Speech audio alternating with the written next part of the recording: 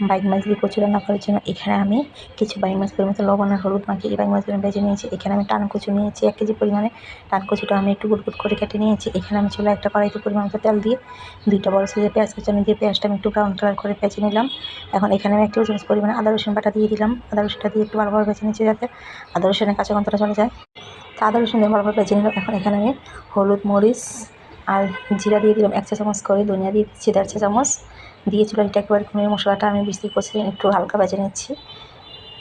মশলাটা একটু ভেজে এখানে আমি একটু সামান্য পরিমাণ পানি দিয়ে মশলাটা ভালোভাবে কষিয়ে নিচ্ছি।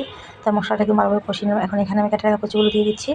তো কচুগুলো দিয়ে আমি স্বাদ মতো এখানে লবণ দিয়ে দিচ্ছি। লবণটা দিয়ে এই কচুটা আমি মশলার সাথে 4-5 মিনিট একটু ভালোভাবে কষিয়ে নিচ্ছি।